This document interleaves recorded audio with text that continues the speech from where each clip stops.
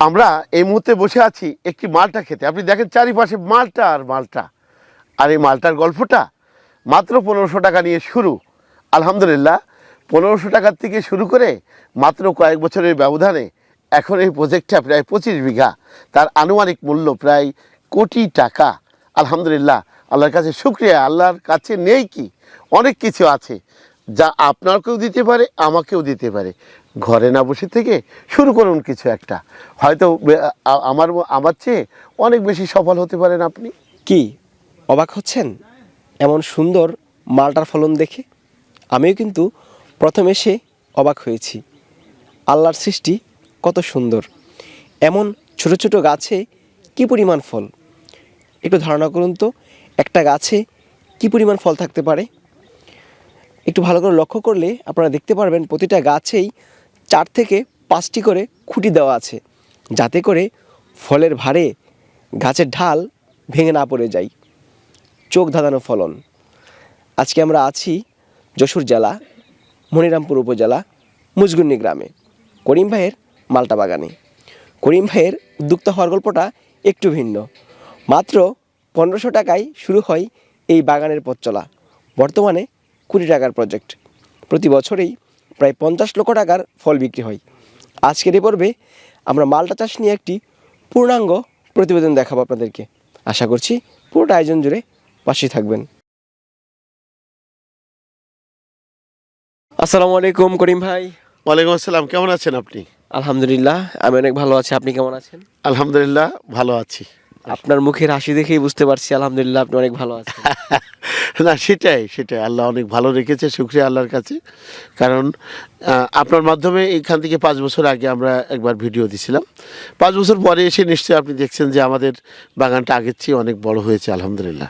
হ্যাঁ, এখন বাগান অনেক বড় হয়েছে এবং ছোট ছোট গাছে মালটায় ভরপুর। এক একটা গাছ মনে হচ্ছে যেন ভেঙে পড়ে যাবে ফলের ভারে। না, অনেকটা তাই। কারণ এমন কোনো গাছ নাই যেখানে 5টা 7টা নিচের থেকে খুঁটি দেওয়া হয়নি গাছটাকে টিকিয়ে রাখার জন্য। তো আলহামদুলিল্লাহ, এই বাগানটার বয়স হচ্ছে মাত্র 5 বছর।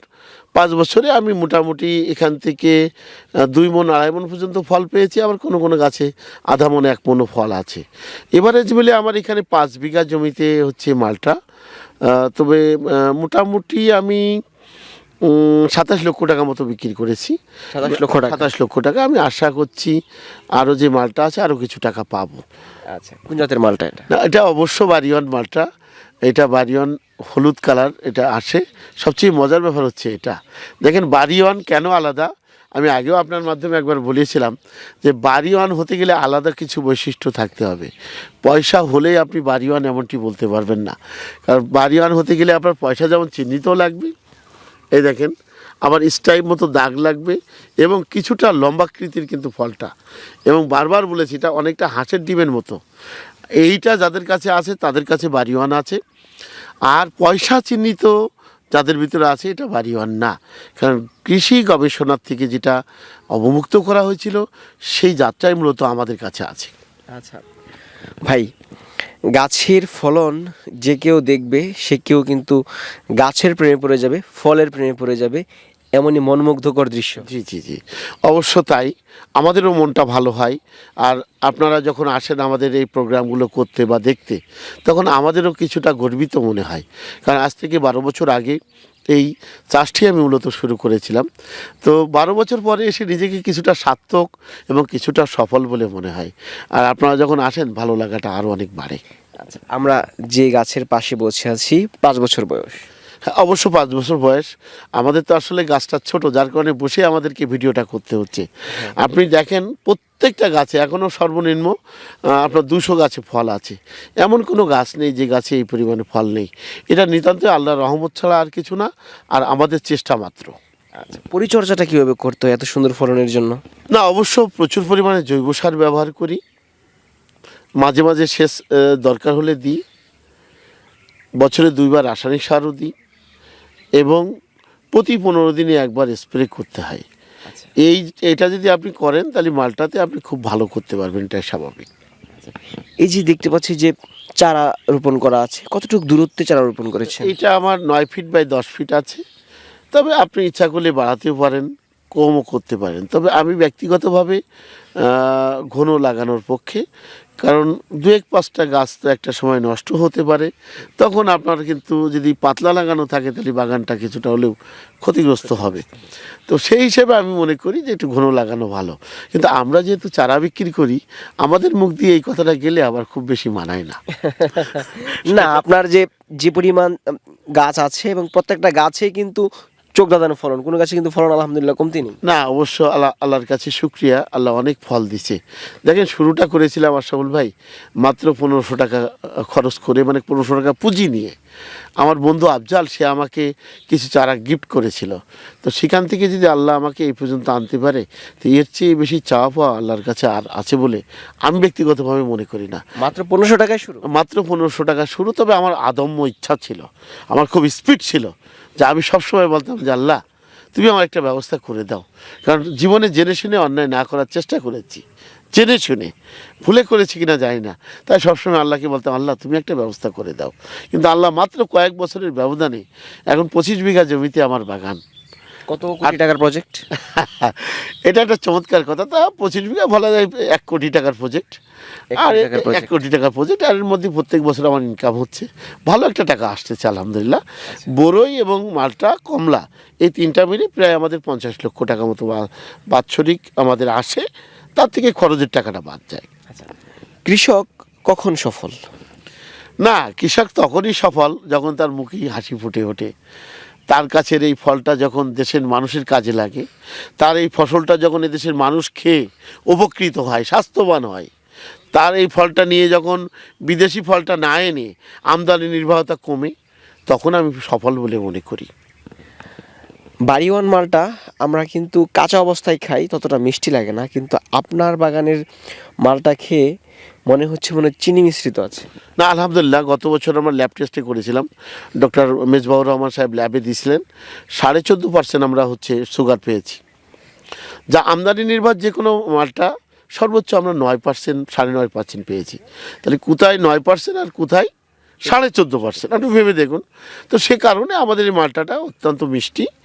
আর অ্যাকচুয়ালি বাঙালি মিষ্টি প্রিয় বাঙালি, অন্য কোনো জাত দিলে খুব বেশি ভালো করবে না, যার জন্য কিন্তু আমরা টক মিষ্টি মালটা লাগিয়েও আমরা কিন্তু বেশি গুরুত্ব দিচ্ছি এই বাড়িওয়ান মালটার উপর, যেটা কালার হচ্ছে আমাদের এখানে। আচ্ছা, কি কি সমস্যার সম্মুখীন হচ্ছিলেন আপনারা এই মালটা চাষ করতে গিয়ে? মালটা চাষের মূল প্রতিবন্ধকতা হচ্ছে মূলত যেটা পেয়েছি সেটা হচ্ছে ছত্রাকজনিত কিছু সমস্যা আছে। সাইট্রাস গ্রিনিং নামক একটা রোগ আছে, সেটা শুধু আমাদের দেশে না, অল পৃথিবীতে হয়, এটা খুবই খারাপ। আর মূলত বিপণন করার জন্য এখন আর কোনো সমস্যা নাই। তবে এটা হিউজ উৎপাদন হচ্ছে, আমরাও চাচ্ছি আরও উৎপাদন হোক, মানুষের দাম একটু কমুক, বেশি বেশি খাক, সমস্যা কি। একসময় আমাদের মালটারে কিন্তু 80 টাকা, মাত্র 100 টাকা বাজার ছিল, এখনকার বাজারটি কিন্তু 150 টাকা, আপনি দেখেছেন নিশ্চয়ই। অনেক মানুষ কিন্তু ভিডিও করছে আপনার কাছ থেকে মালটা নেওয়ার জন্য। জি জি জি, এটা 150 টাকা বিক্রি করছি। তা আমার তো মনে হয় শুধু 150 টাকা না, এটা 200 টাকা হওয়া উচিত। তা আমার দরকার নেই, আমার 150 টাকার নিচে থাক, মানুষ খাক, মানুষ খাক, এ দেশের মানুষ খেয়ে তার পুষ্টি নিক এখান থেকে। হ্যাঁ, তার যে ফলের যে চাহিদাটা ছিল, দেখেন আসলে আগে একবার আপনাকে বলেছি আমি, 16,000 কোটি টাকার সমমানের টাকার আমাদের বাংলাদেশে ফল আমদানি হয়। তাহলে এই টাকাটা তো আমরা বিদেশে রেখে আসছি।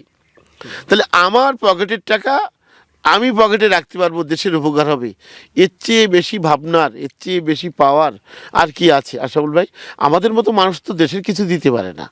তো দেখেন, একটা বাগান আমি করেছি, আমার নিজের পকেটে টাকা আসতেছে, আমার মাধ্যমে 5 জন লোকের বেকার কর্মসংস্থান হচ্ছে, আমার জন্য দেশ হয়ে এগোচ্ছে। ওই যে বিদেশ থেকে আপনি আর ফল আমদানি করছেন না। প্রতিটা দেশের কৃষকই সে দেশের প্রধান সম্পদ।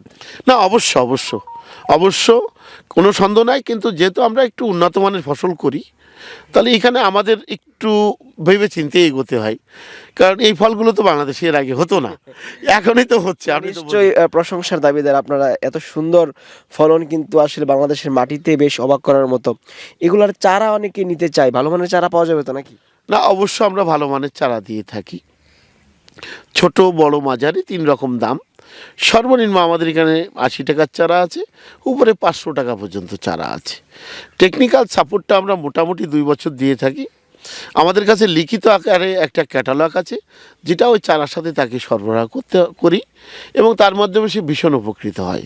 সঠিক জাতের চারা দিয়ে থাকি, লাইফ গ্যারান্টি চারার সেটা আমাদের মধ্যে, যার কারণে আমাদের সাথে যদি কেউ যুক্ত হয় তাহলে মারাত্মক ক্ষতিগ্রস্ত হবে বলে আমার খুব বেশি মনে হয় না। তবে তারও কিছু দায়িত্ব কর্তব্য তো আছে। তা তো অবশ্যই। বাণিজ্যিকভাবে কতটুকু লাভজনক মনে হচ্ছে আপনার কাছে? না, কেন লাভজনক না?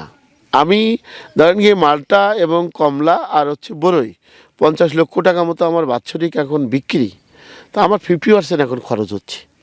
আলহামদুলিল্লাহ ভালো আছে। তাহলে 25 লক্ষ যদি আমার মতো একজন নাদান কৃষক, স্বল্প শিক্ষিত মানুষ যদি এটা করতে পারে, তাহলে আপনারা যারা উচ্চশিক্ষিত, যারা এখন চাকরির পিছনে হন্যে হয়ে খুঁজছেন, একটা চাকরির জন্য পাগল হয়ে যাচ্ছেন, লক্ষ লক্ষ টাকা বিনিয়োগ করে ফেলছেন, তাদের প্রতি আহ্বান, আপনারা এই ধরনের প্রজেক্টে যদি হাত দেন তাহলে আমাদের চেয়ে অনেক ভালো করবেন।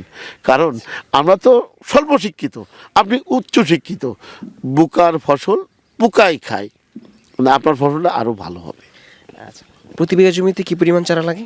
প্রতি বিঘা জমিতে আপনি যদি 33% হয় তাহলে আপনার 10 ফিট 10 ফিট লাগালে 120টা মতো চারা লাগবে আপনার। তার দাম ধরেন আপনার 100, ধরেন 12,000ই ধরেন আপনি। আর নিজে একটু পরিশ্রম করলেন, যেহেতু আপনি বেকার, আর লোক দিয়ে যদি করান তাহলে আপনার লাখখানি টাকা খরচ আছে 3 বছর 2.5 বছরে। কিন্তু খরচ তেমন বেশি না। না, আপনি যদি নিজে করেন, আপনি তো বলছেন আমি বেকার, তাহলে আপনি নিজে করেন, সমস্যা কী? তাহলে একদিন পরে একদিন সময় দেন, অন্য কাজ একটু করেন, তা আলহামদুলিল্লাহ দেখবেন যে 2 থেকে 2.5 বছর পরে আপনি নিজেও এই ধরনের একটা গল্প করতে পারবেন। আমার যেন তাই মনে হয়েছে। আচ্ছা ভাই, আপনার উদ্যোগে আমরা সাধুবাদ জানাই, অসংখ্য ধন্যবাদ সময় দেওয়ার জন্য। যদি কেউ চারা নেয় অবশ্যই ভালো মানের চারা দিবেন। না, অবশ্য আশাবুল ভাই, আপনি আবারও আসলেন, আপনার মাধ্যমে দেশবাসীকে মানে শুভেচ্ছা সালাম, এবং তারা আমার এখানে আসবেন, দেখবেন, বুঝবেন, তারপর সিদ্ধান্ত নেবেন একটি বাগান করা যায় কিনা। আর আজকে আপনি এই দীর্ঘ সময় ধরে কষ্ট করছেন এদেশের মাটি মানুষের জন্য।